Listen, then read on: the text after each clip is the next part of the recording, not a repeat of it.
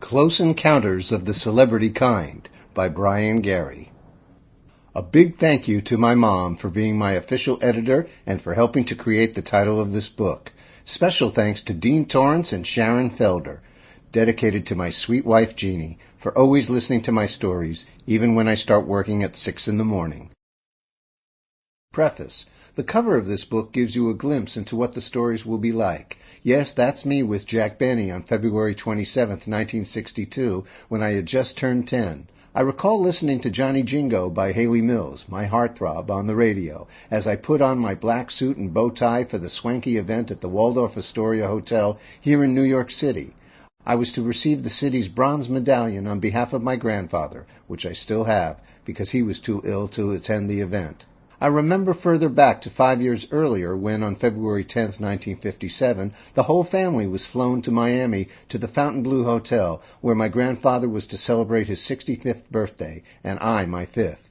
He was to be honored for his work on behalf of the State of Israel bonds. Celebrities included former President Harry S. Truman and my grandfather's close friend Jimmy Durante. February 10th was also Jimmy's birthday, and since mine was on February 18th, the band honored us with songs appropriate for each other. My choice was Popeye the Sailor Man. It was a dazzling time for this soon-to-be 5-year-old.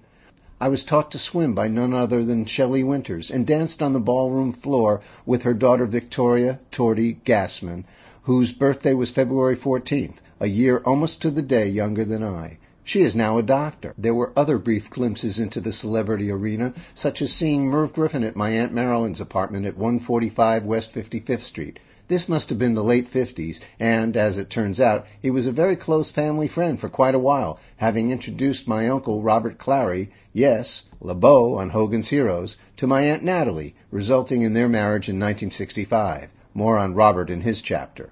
I also enjoyed parties at my Aunt Edna's beach house at 22050 Pacific Coast Highway in Malibu.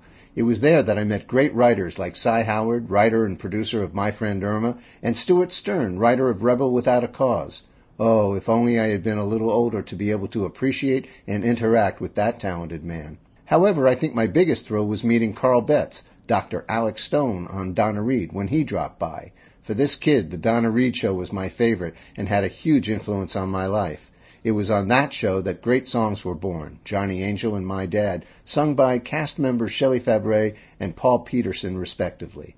In recent years, it has come full circle for me, having played piano on My Dad for Paul himself in many a venue, including the Donna Reed Show's Season 3 DVD. I vaguely remember being at NBC for the Jack Paar Tonight Show in 19... Sample complete. Ready to continue?